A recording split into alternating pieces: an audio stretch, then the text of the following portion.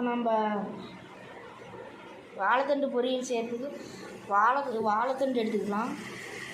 இது உரிச்சிடணும். வாழைத்தண்டை உரிச்சோம்னா இது மாதிரி வந்துடும். இப்போ நம்ம இது பொடி பொடியாக அரியலாம்.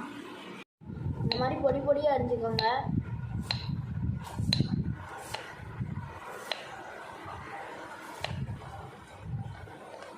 இந்த மாதிரி ஒரு பாத்திரத்தில் போட்டு நல்லா தண்ணி ஊற்றி கலக்குங்க. முள் குச்சி உடச்சி கலக்கிங்க. அது மாதிரி தான் அப்போ தான் நார் ஆகிறது வரும். இல்லை இந்த மாதிரி நார் வரும். அதை எடுத்துக்கோங்க. வாழைத்தண்டு பொரியல் செய்கிறதுக்கு தேவையான பொருட்கள் என்னென்னு பார்க்கலாமாங்க. வாழைத்தண்டை நல்லா பொடி பொடியாக அரிஞ்சு சுடு தண்ணியில் போட்டு வேக வச்சு எடுத்துக்கோங்க. 3 முட்டை எடுத்துக்கோங்க. சின்ன வெங்காயம் எடுத்துக்கோங்க. 3 மிளகா, மஞ்சத்தூள், கறி மசாலா. இப்போ நம்ம வாழைத்தண்டு பொரியல் செய்கிறதுக்கு போகலாம் வாங்க.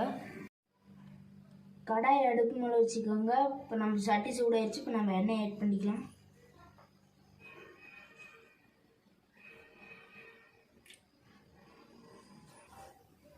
எண்ணெய் நல்லா காஞ்சிடுச்சு. இப்போ நம்ம கடுகு ஆட் பண்ணிக்கலாம்.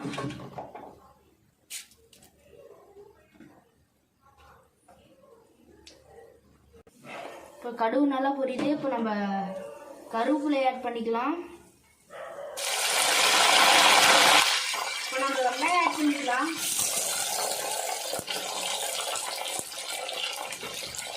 நம்ம மிளகா ஆட் பண்ணிக்கலாம்.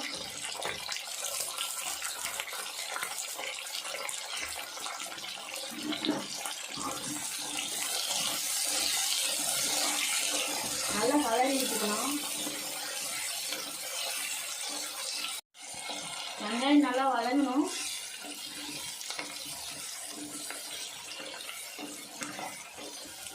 வெங்காயம் நல்லா வதங்கிடுச்சு. இப்போ நம்ம முட்டை ஆட் பண்ணிக்கலாம்.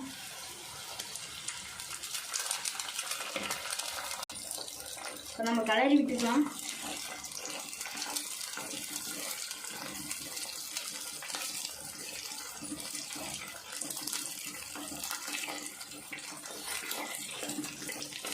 இப்போ நம்ம கறி மசாலா தேவையான அளவு ஆட் பண்ணிக்கலாம்.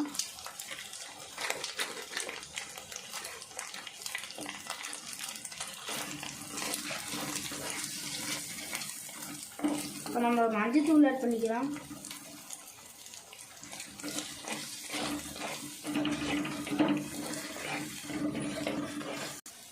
நல்லா மிக்ஸ் ஆன பிறகு வாழைத்தண்டை ஆட் பண்ணிக்கலாம்.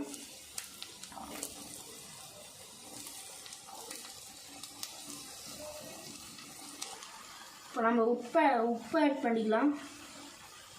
உப்பு ஆட் பண்ணதுக்கப்புறம் நம்ம நல்லா மிக்ஸ் பண்ணிக்கலாம்.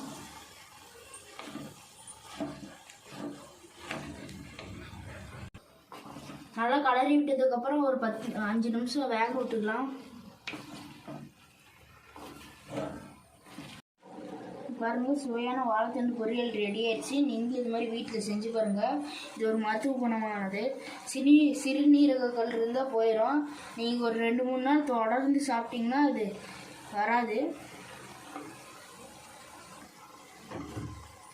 வாழைத்தண்டு பொரியல் ரெடி ஆயிடுச்சு. நம்ம பிறக்கி வச்சுக்கலாம்.